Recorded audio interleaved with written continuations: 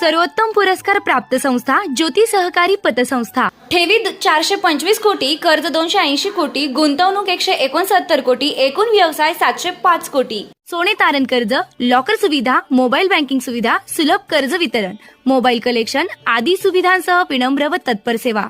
महाराष्ट्रातील एक अग्रगण्य संस्था ज्योती सहकारी पतसंस्था कोपरगाव तालुक्यातील बहादराबाद येथे बुधवारी सकाळी घडलेल्या एका अत्यंत दुर्दैवी घटनेनं संपूर्ण परिसर हादरून गेला। शेतातील पिकांवर फवारणी करण्यासाठी शेततळ्यातून पाणी घेण्यास गेलेल्या 2 तरुण शेतकऱ्यांचा शेततळ्यात बुडून मृत्यू झाला। या घटनेमुळे बहादराबाद गावावर शोककळा पसरली असून दोन्ही कुटुंबांवर दुःखाचा डोंगर कोसळलाय। गावातील 2 कर्त्या, मेहनती आणि होतकरू शेतकऱ्यांचा अशा दुर्दैवी पद्धतीने मृत्यू झाल्यानं संपूर्ण परिसरात हळहळ व्यक्त केली जात आहे। या घटनेत दीपक रामचंद्र पाचोरे वय 33 आणि प्रशांत गीतराम पाचोरे वय 34 यांचा मृत्यू झाला। दोघेही शेती हा प्रमुख व्यवसाय करत असून आपल्या कुटुंबाचा आधार होते। मिळालेल्या माहितीनुसार सकाळच्या सुमारास दोघेही शेतातील पिकांवर औषध फवारणी करण्यासाठी शेततळ्यातून पाणी काढण्यास गेले होते। शेततळ्यावर गेल्यानंतर दीपक पाचोरे यांचा अचानक तोल गेला आणि ते पाण्यात पडले असावेत असा प्राथमिक अंदाज व्यक्त करण्यात येत आहे।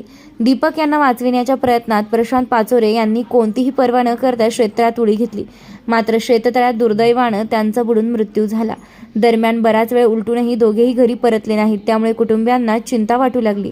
प्रशांत पाचोरे यांच्या पत्नी यांनी त्यांचा शोध घेण्यासाठी शेताचा रस्ता धरला।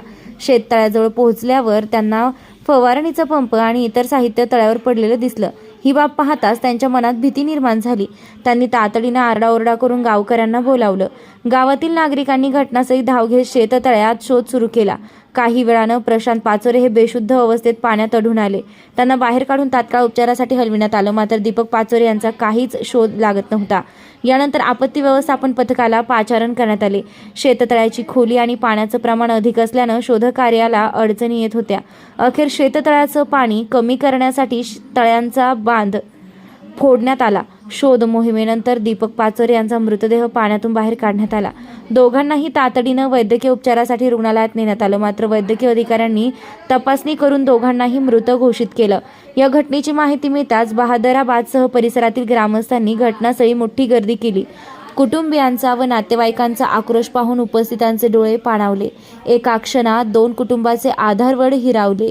मृत प्रशांत पाचोरे यांच्या पश्चात पत्नी, 1 मुलगा 1 मुलगी, आई वडील असा परिवार आहे, तर दीपक पाचोरे यांच्या पश्चात पत्नी, 1 मुलगा तसेच आई वडील असा परिवार आहे। दोघेही आपल्या कुटुंबासाठी दिवसरात्र कष्ट करणारे, शांत आणि मनमिळावू स्वभावाचे शेतकरी म्हणून ओळखले जात होते। त्यांच्या अकाली निधनामुळे नातेवाईकांसह मित्रपरिवार आणि ग्रामस्थांवर दुःखाचा डोंगर कोसळला आहे। या घटनेनं शेततळ्यांच्या सुरक्षिततेचा प्रश्न पुन्हा एकदा ऐरणीवर आला आहे। शेतीसाठी पाण्याचा महत्त्वाचा स्रोत म्हणून शेततळ्यांची संख्या वाढली असली तरी त्यांच्या भोवती आवश्यक सुरक्षा व्यवस्था नसल्याने अपघातांचं प्रमाण वाढत आहे।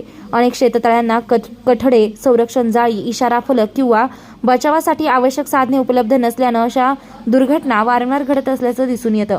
निर्भीड न्यूज, योगेश डोखे, कोपरगाव।